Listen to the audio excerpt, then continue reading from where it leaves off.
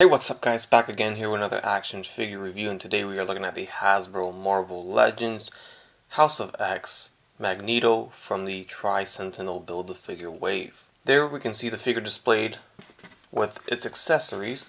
The side art looks like this, which is actually pretty cool, and then on the back we get some more art, and we get the rest of the wave displayed with the Build-A-Figure on the left side.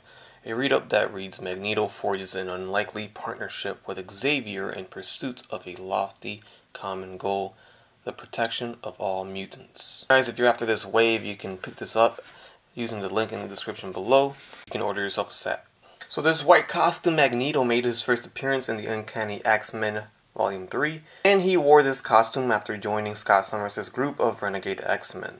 He then changed it to black, but this white costume pretty much represented his major turn, him trying to forget all the bad things he did in the past. This is also described as the Marvel Now costume of Magneto by some people. Now recently, a couple other toy companies such as Mezco have made a white suited Magneto, and now Hasbro is taking its turn. Now I personally passed on the white suited Magneto from Mezco. I feel like I would be content with only spending $20 on the Hasbro version. So here it is. Let's check it out and see if that was the right decision or not. Let's see what this figure has to offer. Now an up close look at the figure reveals its head sculpt, and at first glance I thought it was just a reuse of the Family Matters 3-pack from Amazon Magneto, but I think it's slightly ever so slightly different than that head sculpt. I pull that head out just to see, and side by side we can see the big difference here. Now I think mine was a little faulty because it seems like the head is slipping out of the helmet and it's actually sculpted on there and molded. I can't remove it, but as you can see it looked very funky. It looked like he had a massive forehead because his head is slightly drooping down, but I thought it was the same exact head, but it seems like it's not. Especially you can see the sculpting around on the top there is different, and then the nose is definitely different. So it's definitely a new different head sculpt compared to that 3-pack Magneto. But with that being said, this is the only head sculpt that we get. I would have much appreciated an alternate head sculpt with a different expression on his face, but this is what we're going to get with this release. Here we can see his cape over, and that is attached via peg hole to the back, and you can see how it kind of moves around. You can remove it if you want. He'll look a little weird though. Going down to the torso, we have pretty good line work for the black paint. That's pretty much the only thing that's painted on the figure, aside from the belt, which is also painted very nice. The X came out good. Everything else is just a mold plastic, all white. Make sure you clean your hands. And we have painted gauntlets there, so that's cool. And then here's the backside cape of Magneto. Now as we can see here, we get grabby hands here, although he doesn't come with anything to grab, but you can switch them out for a pair of fists and or a pair of open hands, which will, they're posed nicely. Magneto posing hands here, so you can use his powers. And that's all for accessories that pertain to Magneto itself. Next up, we get 3 pieces of the Build-A-Figure, all 3 heads of the Sentinel Build-A-Figure. All come with Magneto. These are articulated. We'll get into all the features of this Build-A-Figure once we, of course, review the Build-A-Figure, so stay tuned for that. As for Magneto's articulation, the head sits on a ball-jointed hinge, so it kind of moves up quite a bit, and it looks down quite a bit. We have left and right movement. We can kind of tilt it slightly. The arms go all the way up, but that does make the cape look weird. They go down, they go in and out. Again, the cape's getting in the way there, but it doesn't look too terrible. We have bicep swivels, we have double jointed elbow swivel at the wrist with a side hinge on both wrists for the hands that are attached, and then the alternate hands have regular hinges on them. We have an ab crunch at the torso, we have a waist swivel, we have a leg that kicks forward and it goes back, it goes in and out about this far. We have thigh swivels, double jointed knees, shin swivel, ankle hinge, and then our traditional ankle rocker at the foot. Now he does not come with an alternate head like I mentioned already, but this is one of the alternate Magneto heads that came with a previous Magneto Marvel Legend figure. I believe it was the Magneto from the Apocalypse Build-A-Figure Wave. I could be mistaken though. And it fits on pretty tight. Got to put a little force into the push when you put the head on, but it still fits. It looks pretty decent. Let me know down below what you guys think of this, if you guys think this looks pretty good or not. But it's an alternative if you have another Magneto figure in your collection and you want another head on. This figure may be an unhelmet, you know, without the helmet on. Although I'm not the biggest fan of this head sculpt, I still think it looks pretty decent on this body. So for the first comparison, I want to take the opportunity to show you something that I missed out on in my Moira McTaggart review.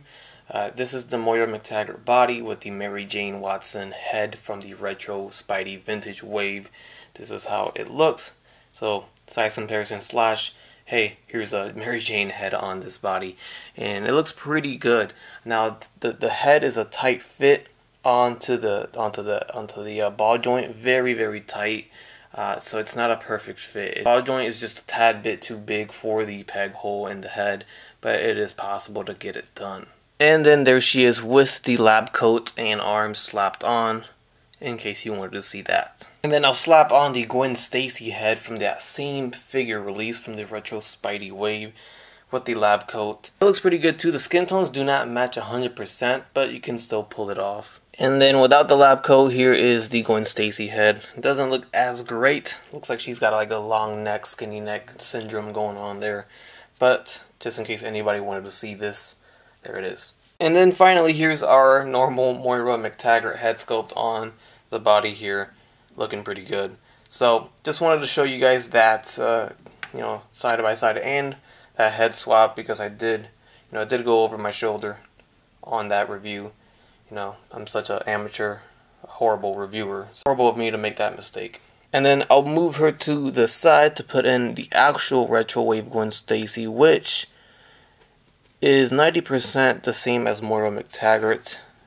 So the legs, the skirt, and the torso is the same. The only thing that they changed there is, of course, the trench coat and the head sculpt. So it's interesting that the Mary Jane head is so tight on that ball joint, considering it's pretty much the same body, unless they changed the ball joint there. Alright, so up next we have a comparison next to the Omega Sentinel figure, which was the first figure I reviewed in the Wave. So check that out. You can see that she does stand a little shorter than Magneto. And I'll go ahead and throw in Firestar, because she is one of the more recent releases for Marvel Legends. Next we'll get him next to Cyclops, which this Cyclops came from the Toys R Us exclusive Wave that was had a Jubilee Build-A-Figure, so this is an old one for sure. There he is next to Wolverine from the Juggernaut Wave. This is not the new Wolverine in this wave. We have yet to review that figure, so we cannot see it just yet, but we will, also stay tuned for that. And then next to one of my favorite remakes recently, they remade Rogue, and it looks absolutely stunning. And it was a Target exclusive as well in the Vintage Carded Wave. She stands pretty tall, as you see, almost as tall as Magneto. Alright, so I don't have every Magneto ever released, but I do have a couple, so we'll start off with the Family Matters 3-pack of Magneto. And this is sporting almost the same bodies, but a few things different. The cape is the same, it's just painted differently. Of course, the helmet is different, as we already saw that in the beginning of the review. And you can see they did have an alternate head with this Magneto, a more angry, more expression on the face, which is what I was hoping for as an alternate head for our new one here, but we did not get.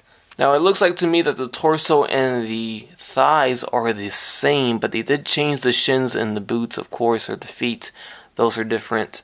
The forearms are different as well, and the hands remain the same, at least the hands that I have attached on both figures at the moment. Then we have the Magneto from the Apocalypse Build-A-Figure Wave, which came with the unhelmet head that I put on to our new Uncanny X-Men Magneto earlier in the video.